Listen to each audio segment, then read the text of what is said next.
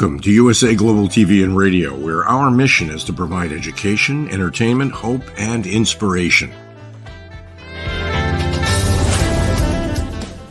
USA Global TV and Radio connects you with experts and audiences all around the world every single day to help you succeed in business and to live a richer life. Visit us at usaglobaltv.com to learn about career and life-changing training and mentoring programs like the Listening Mentor. Subscribe to our newsletter to stay informed about our special programs and offers. Discover how you can become a guest on one of our shows or a host or producer of a USA Global TV and Radio show of your very own. That's USA Global TV and Radio, where the doctor is always in.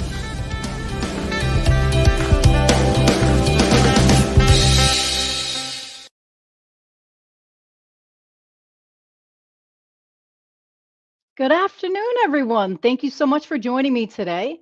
I am Jacalyn Mejia from the Holistic Alternative. It is Monday, September 16th, and this is episode 4 of the Holistic Alternative.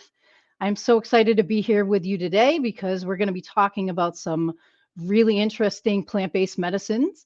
And we have a very special guest today. His name is Derek Januszewski. And he is the owner and founder of Pachamama Sanctuary in Maine. Derek, thank you so much for joining us today and welcome to the show. Thanks for having me. I'm glad to be here. Thank you so much. So, Derek, you have a very interesting story on plant-based medicine and how it impacted your life, not only personally, but from an entrepreneurial standpoint as well. And we'd love to just dive into your story and how you got started with plant-based medicine. Sure. Yeah. Thank you. So I found ayahuasca after I was losing a battle with addiction. My addiction kind of started with alcohol in my 30s or my late 20s, and eventually I really got kind of caught up with it. I picked up some of the harder stuff, and really sort of my life started to spin out of control. Was losing everything around me. I had a really successful career before that, and that was falling apart. My marriage had already ended, and I was losing a grip on everything that was important to me. And so I started going to AA for a few years, and I couldn't seem to get it. I didn't really understand the program very much, and I didn't understand how going to meetings was going to help me. Little did I know it's not really what the program is. So after a few years of being in and out of those meetings, I ended up seeing a Joe Rogan podcast that would talk about ayahuasca and DMT as solutions. And at this point, I was desperate. I was going to try anything. So I didn't have any money. I went to my mom, and she gave me the money to go to my first ayahuasca retreat, and it was instant. Was instant. I got relief for about 6-7 weeks where I didn't even really consider using anything or drinking anything. Wow, that's incredible. That's an incredible story. And, you know, a lot of people that start with plant-based medicines come from a similar background. So which sanctuary did you visit on your first journey? My first one, I went to Soul Quest in Orlando, Florida, and that was my first experience with plant medicines used as medicine. Awesome. Well, I'm glad that was a positive trajectory for your life. So let's talk further on how that kind of pushed you into wanting to help others with plant-based medicines. Well, as I said, 6-7 weeks I didn't want to use anymore, but all of my addiction came rushing back at me. It's not like this magic juice that I drank and all of a sudden I'm cured. So I went back, and again, I got some relief. When I went back the third time, my mom cut me off. She says, I'm not gonna get you, I'm not gonna keep spending money on this for you if it's not working. And so somebody at the church that was a volunteer said, all right, I'm gonna give you one of my volunteer weekends that I've earned. But, and these are the words that changed my life, you have to dive head first into a new way of life. At the time, I was just saying okay because I needed what I needed. But and that's what addicts do, right? We just say what we need to say to get what we need to get. And when I went there, the medicine was very clear that I needed to start volunteering there. And so I started to volunteer there very soon afterwards. And I had this one experience when I was volunteering that just shifted the whole course. Wow, that's impactful and that's powerful. And a lot of people don't understand the terminology, when the medicine speaks to me. Can we talk a little bit about, how plant-based medicines can kind of communicate and open those doors for communication? Mhm. So there's all these terms out there, I think, like clairvoyance, clair sentience, clair. Um, uh, there's all these different, versions, right? Right. Um, and one of the things that happens is the medicine speaks through those channels, right? Either we see something or we hear something, or we claircognizance is when we just know something that wasn't there before. That's more how my mind works with the medicine in and out of the medicine. But um, she speaks in a bunch of different ways. She can come to you visually, she can come to you audibly, but you leave the ceremony knowing something that you didn't before you went in. And like I said, they can take very different forms for everybody. Well, that's amazing. And a lot of people are new to plant-based medicines, even though they're the original format. Synthetics came later. So we always talk and laugh about that in that regard. Let's talk about that. Let's break that down even further for people that are unaware but might be interested in the benefits of plant-based medicine. Uh, what's a medicine or a medication? I mean, the way that I look at it, it's something to relieve symptoms, right? Now, medications, in my view, that we get over the counter, they're relieving symptoms by suppressing them. With medicines, uh, like plant medicines and cannabis and whatnot, ayahuasca is one of them, of course, that I believe. It relieves the symptoms by addressing the root cause. So wherever that root cause is, the medicine, the ayahuasca goes there. And so for me, maintenance is not a solution in any way, like whether it be cannabis or antidepressants or pain relievers. Having to do something every single day in a lot of these cases, maintenance is not actually a solution that I believe in. I think that addressing the root cause, healing the root problem is, and so for a plant medicine or a medication to help somebody heal, they're going to have to deal with the root cause. And that's what I think plant medicines do for the people that choose to do the work. No, that's a great way of putting it. And again, we talk about synthetic pharmaceuticals. It's just putting a band-aid on the symptomology. It's not treating the root cause of the illness. So absolutely, I totally agree with you. There's many things and items tools that we can use to help facilitate that healing process, but you absolutely have to do the work. There is no magic pill. Absolutely. And here's the thing that a lot of people either don't realize or just don't want to say is that you don't need ayahuasca to heal you. You don't need cannabis to heal you. There's these super highways to get in touch with your own personal inner healing, and they're very well known and well utilized ones, like yoga, like meditation, like eating properly. Food is medicine. Water and things that we consume is medicine, and or it can be something that hurts us. It can be poison, right? Absolutely. So it could be either a detriment or, uh, you know, enhance our lives. So Mhm, that's an amazing thing. So mhm. let's backtrack a little bit. So you were suffering with your own addiction. You had been through about 3 ceremonies from your mom and helping out and started volunteering at the sanctuary in Florida. And let's talk further about how that kind of set you on your course to creating your own sanctuary. Sure.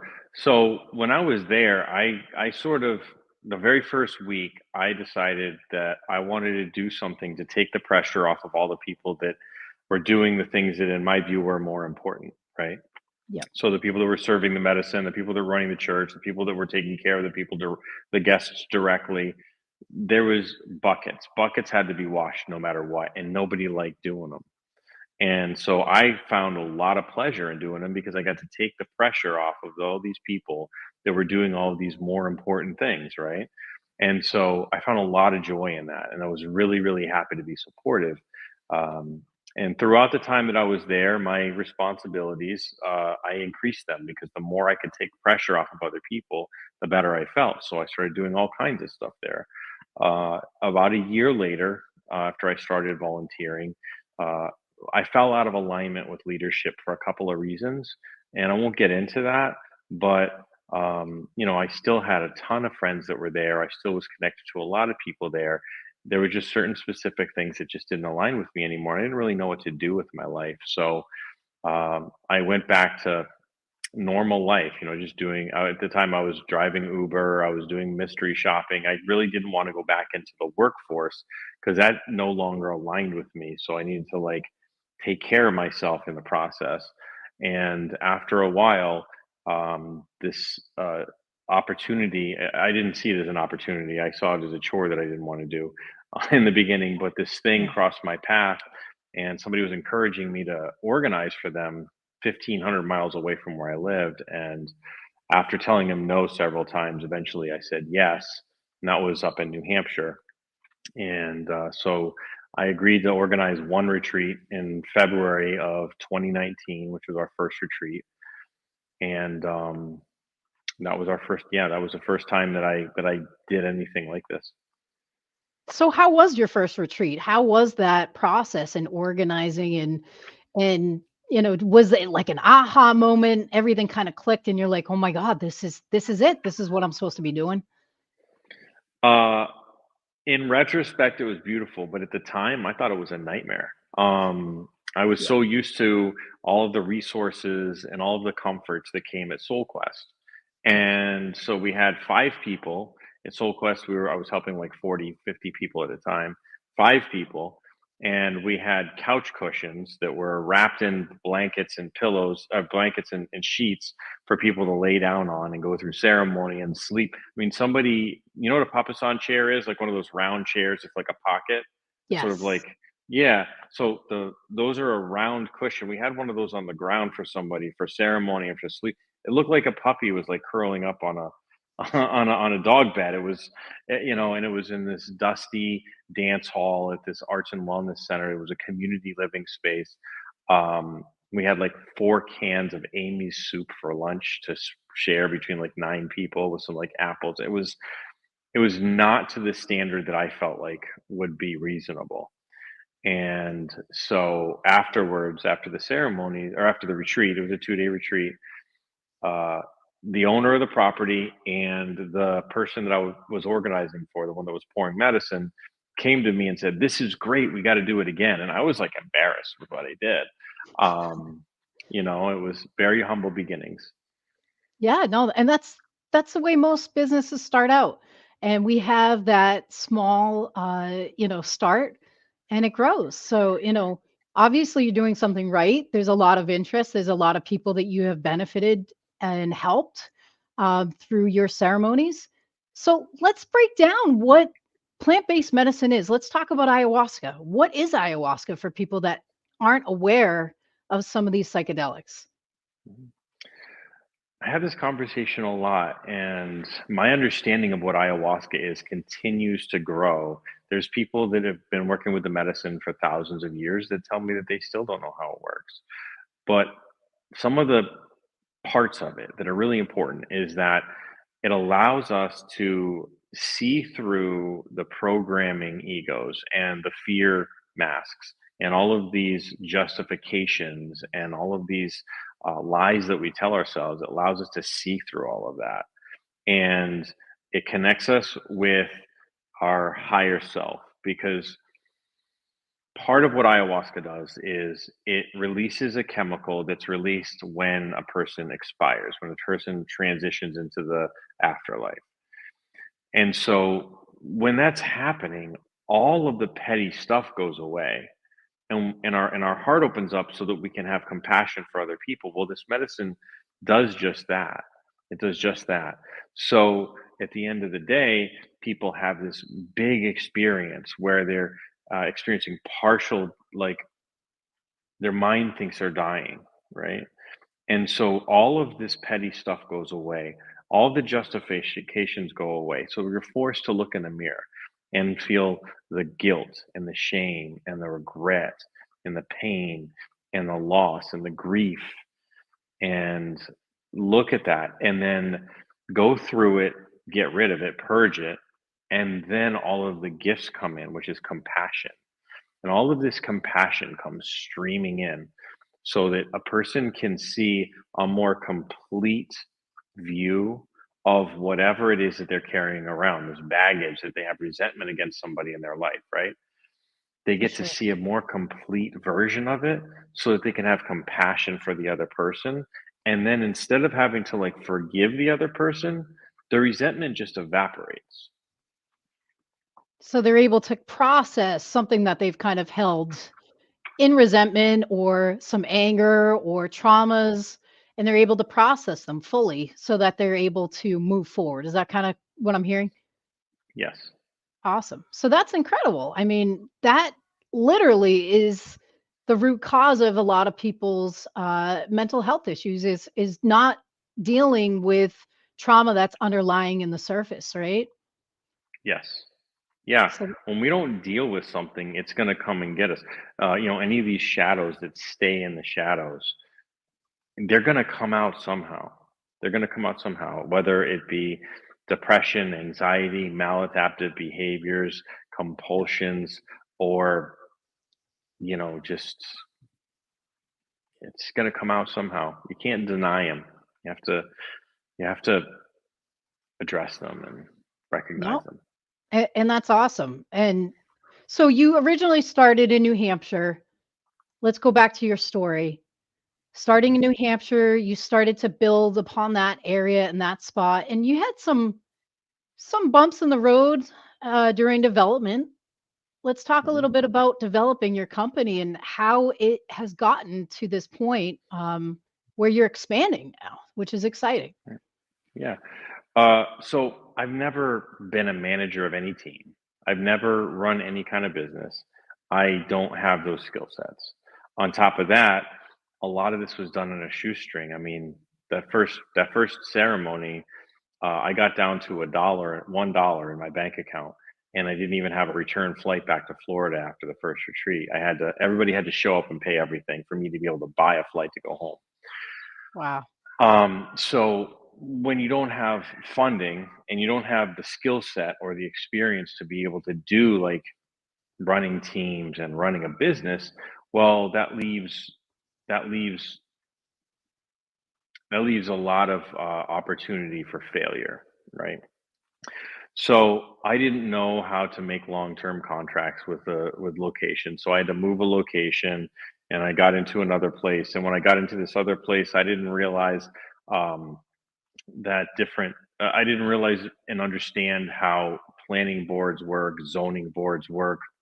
We ended up having problems with the planning and zoning board, not because um, I maliciously did something wrong, but because I was ignorant to all these facts. And so it ended up causing a lot of problems that I didn't know how to solve. I didn't know how the money to solve them because I try to serve the underserved, so we keep our prices really low. Um, and I was way over my head with managing teams, managing a whole business. That I mean, I had no business running it because I wasn't qualified. Well, there's a lot of snakes out there too. There's a lot of people that, I'm sure, jumped on the bandwagon. Oh, this guy's new. He's developing his business. And it sounds like that's kind of what happened to you with some bad partnerships. And then dealing with the New Hampshire legalities of living in a state that claims to be, free or die, live free or die. And, they're giving you crap about having a retreat center there. I don't think that people came here with a carpetbagger mentality. I don't think that people came here and were just, I think that a couple did, but for the most part, people came and started doing the work. And this medicine brings out shadows in people. And if they're not willing to address them, they come out somehow, like we just discussed. Right. And so, what that looks like to people is, well, Derek is doing it wrong. I can do it better. Why don't you come with me and let's start our own thing, right? I don't think that it was maliciously, ooh, this guy's starting something. I'm going to come in here and take what I can get and get out of here. Now, I think that happened a couple times, but for the most part, I mean, these are good people that came to the sanctuary, and then they were Right. dealing with something that they didn't know how to deal with. As far as the legalities and all of that in New Hampshire, while everything you said is accurate, when you stay in a town and you're operating a business in a town, there's city ordinances that have been set far before I arrive, and so they have to be followed. And I didn't know how to follow them. I didn't know what the rules were. I had no clue how difficult it is to actually open a business anywhere. Part of my ignorance in running this thing. So a lot of lessons learned. Certainly some snakes in the grass here and there, but for the most part, like I have to take responsibility for all of it because you know I grew way faster than I was capable of operating. Gotcha. No, and that's great. That's an amazing way to put it. So, you had a rough start. It was very humble beginnings. Let's talk about your permanent home now that you've moved since the New Hampshire location, and you're now in your permanent location in Maine. Is that correct? Yes, yes. Oh, So a really interesting transition that happened, right, was all of that stuff was happening. I was in over my head, and I had a mental breakdown actually that resulted in a relapse of my drug use. And so I mhm. went and New Hampshire sent me a cease and desist order where I couldn't operate anymore in the location that I was at. Not at all in the state. I could, just not in that at that address. Gotcha. So I had to shut that down and I decided to go and get treatment because I'd never actually gotten treatment for my addiction, which is still an underlying thing, right? For sure. And in that time, I went to work with some of the gifts that the medicine gave me, which is of extremely strong ability to manifest things. So just to paint the picture, I went into treatment with I was significantly in debt because I had to shut down before a bunch of retreats happened, and I didn't have the money to pay everybody back at the time. Since then, all but two people have been paid back, and I'm working something out with them. It's going to be very very soon. They're going to be paid back. Oh, But I was in rehab with a debt of about $150,000 and no idea how I was going to continue on. I thought the company was shot, and so I started working with these manifestation tools that the medicine gave me, and I continued looking for a place. And I didn't know. I thought it was crazy to do it, but I just that's the track that I just kept following with my intuition to look for properties. And I found this property in Maine, and it's way over my head in terms of what I could buy personally. So I continued to do my manifestation work, and we ended up on this gorgeous property. It's on 42 acres. It's got 6,600 feet of frontage on this beautiful river called the Crooked River. wow. The building itself is almost 8,000 square feet. It's designed perfectly for a retreat. It's got lots of bathrooms right on the same level. Nobody has to go up and down stairs. It's got a wide open ceremony room. It's got a whole area for the team to stay. I mean, it is. I couldn't have designed it any better. And so 10 months after my breakdown, we I was able to put everything together where um, we were able to close on this property, Yep. and we moved in here in July 31st of 2023, um, Wow. with no money, no income, torched credit because I was now 10 months in rehab with I couldn't make payments. I wasn't making any money. I wasn't doing anything. My credit was shot. And so this place was manifested through all the Well, skills that the medicine gave me. that's amazing. And you know what? Your story is such a powerful one of entrepreneurship, that you want to make a difference. And, this is just the universe kind of pushing you to do that. So let's talk about ceremonies and how that works. Walk me through a typical ceremony when people come out and sign up and join up for a ceremony. What are they going to experience? Let's talk a little bit about that. Sure. So people find us online. All of our registration is done online. So once a person registers, then they start to get emails from us. The first email is how to prepare, then another email inviting them to a Zoom so we can meet everybody as it's coming to the retreat. Another one, some last minute details. And then they arrive here on Friday before we start with the first opening circle. We do an opening circle where we all introduce each other, and then we start ceremony at 8 o'clock. That's when the shaman, and by the way, all of our ceremonies are led by indigenous shamans that are trained in the jungle and have a teacher and have done this for many years. Okay. We don't deal in any new age shamanism and like all of that kind of stuff. We bring in the experts. So we start our first ceremony at 8 o'clock. And then throughout the weekend, we have a second ceremony on Saturday. We feed everybody all weekend, give them a comfortable place to sleep. And most importantly, the most important thing that I provide is integration help. Integration is basically taking what was received in the medicine, processing it, and then actually doing something with it so that the things in their lives that they came here trying to shift actually shift. No, that's amazing. So we talked a little bit about what an ego death is.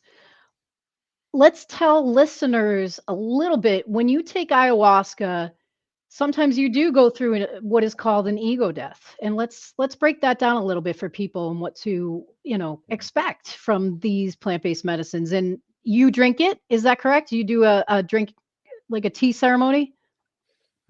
Yes. Yep. Yeah. At our retreats, we have 2 ayahuasca ceremonies where everybody drinks. All of the facilitators, all the guardians, we all drink. Obviously, not full doses. We don't want to have our team incapacitated. They drink a tiny amount, whereas everybody else here as guests, they drink a full dose. So the term ego death is a little violent. I don't exactly align with that term when it comes to being inside the medicine. Um, I like to refer to it in the medicine as an ego dissolution, where the ego dissolves versus dies. We can't kill our ego like that. It's just an experience that we go through where our ego is dissolved and we have a transcendent experience. And that's what people call an ego death, but I don't agree with that vocabulary. I love Although I your do, vocabulary. I think yeah. that's so much better. I mean, I think a lot of people get, you know, concerned about hearing the word death in anything. So I think that's a way better way to describe it, is a dissolution. hmm Sure. I do, however, believe that people in their life go through many ego deaths. We have many egos. You're not the same person when you go to the store as you are when you go to work, as you are when you go home, as you are when you're with your mother, as you are with your kids. You have different parts of your personality that sort of take center stage. You're still the same person, but you're not going to talk to a 6-year-old the same way you're going to talk to a 60-year-old. Um, and so an ego, an overall ego, sort of moves along as we age, right? So an adolescent will have the adolescent ego. In order to become a preteen, that adolescent ego has to go away or die off for the new ego to be replaced with it. So then is to go from a preteen to a teenager, or a teenager to a young adult, or a young adult to an adult, a full-blown adult. Um, these are all times where the I, who I am as a high school student, is no longer present. And now I, as a young adult in the workforce, trying to make ends meet and trying to do things for myself and experience things in life, it's a different person. So that is one ego, the ego of the high school student that dies, that has to die off.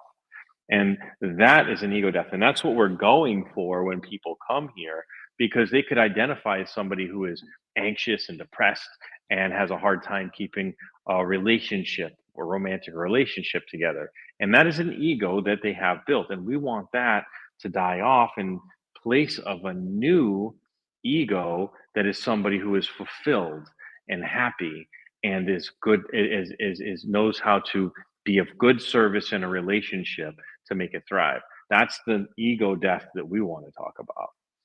No, that's a great way to describe it. And I think as we grow as people throughout different points in our life, it doesn't matter what age we are, growth can happen at any age. So I think that's a really great way to explain how integration is with medication, with plant-based medicine. Um, so after the experience, and you talked a little bit about a reintegration, right? And that being your specialty, what do people expect after going through a ceremony and have questions?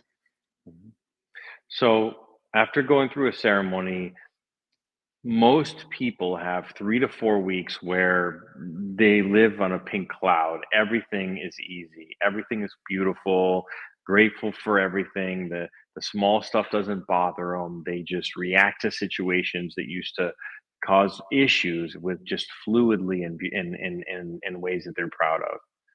All of the parts of the ego that were attached to all of this old stuff is now severed. And so they can actually act from the heart.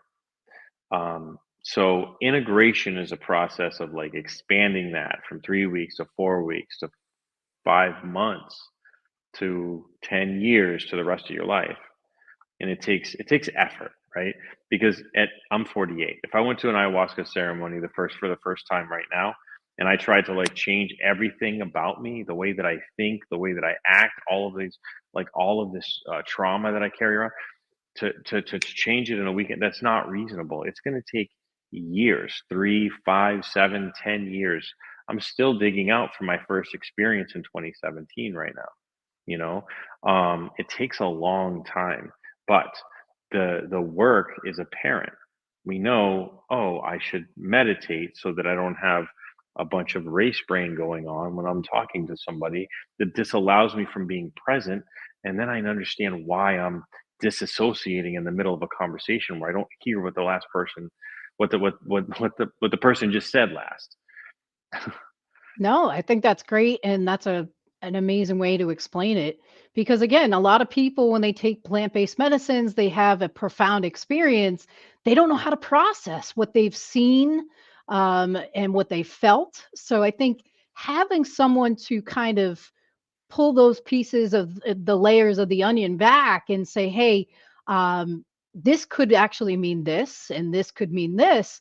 It's nice to have somebody to walk you through kind of what they've experienced and put validity to it. So I think that's a really important piece.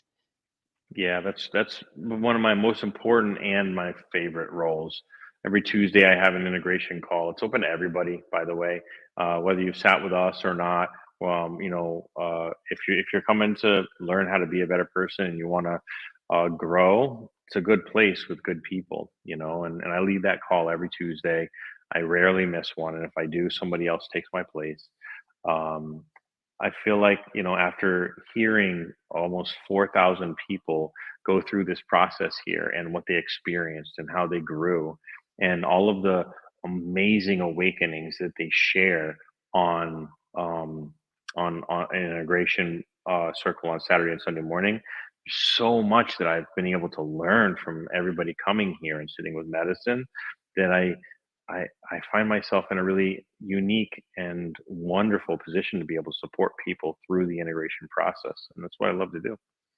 I think that's incredible and it's important work because again, there's a lot of people that get thrown on an SSRI or a pharmaceutical and you know they don't do well. I get those calls all the time. Hey, it's not working. They're putting me on more and I'm having all these side effects.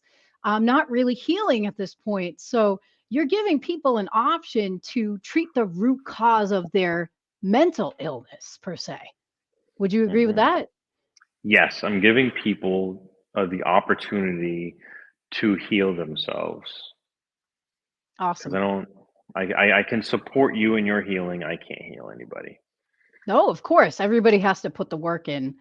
And you know what? So you have come a tremendous, tremendous route. And, there's no shame in what you went through. I mean, again, we're all human. And you had enough weight of the world on your shoulders dealing with all the legality stuff in New Hampshire and stuff. So you've overcome quite a bit to get to this point in Maine where you're now expanding. Let's talk a little bit about your expansion. Sure. So we just in the course of the way things go, we were provided the opportunity to utilize a space down in Orlando, Florida. And so we're going to test it out. We're going to see if it makes sense for us to continue down there. We have one that's planned for the second weekend in November. And I know the space. I've gone to the space. I've received medicine at the space. It's really a beautiful and sacred land. So we're going to give it a try. And I think it's going to go well.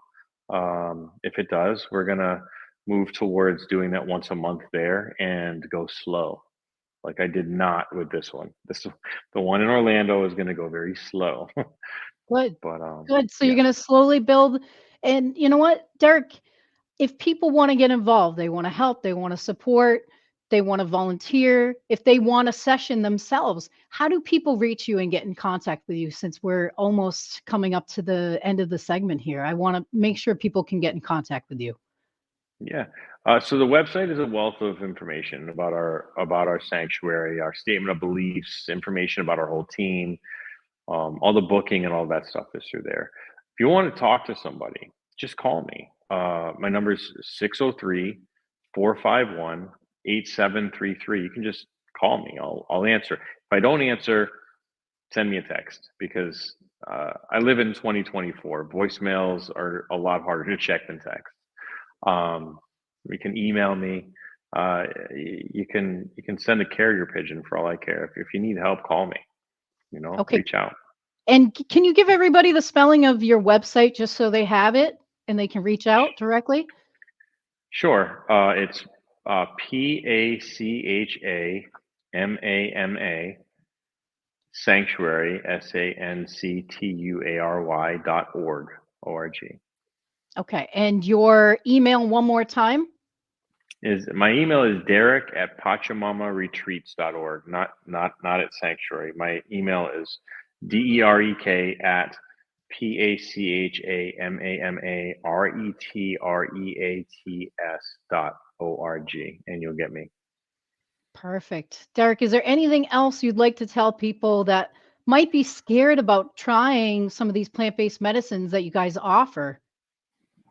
Two things. Number one, everybody is scared to take this. I've taken it about 150 times. I'm still scared. If you want to talk about that, call me, but it's part of the process. It's part of the cost. Cost is doing it scared. Okay. And secondly, if you're not called to the medicine, don't do it because your friends are doing it or because some celebrity's doing it or because you're desperate for something. You know, you have to be called to the medicine to get the best results, and that's when it'll really open up for you. So don't skip steps. Just wait for the call if you haven't been called yet. Thank you so much, Derek. It's an honor and a privilege to have you on the show today. And thank you. Thank you for all you do for the community. And we look forward to hearing more about your journey as it increases and as you expand out. Thanks so much, Julie. I really appreciate you having me today. Absolutely. Thanks so much, Derek. Thank you guys so much for being here today at the Holistic Alternative on Global TV News. And we actually have a beautiful segment again next week.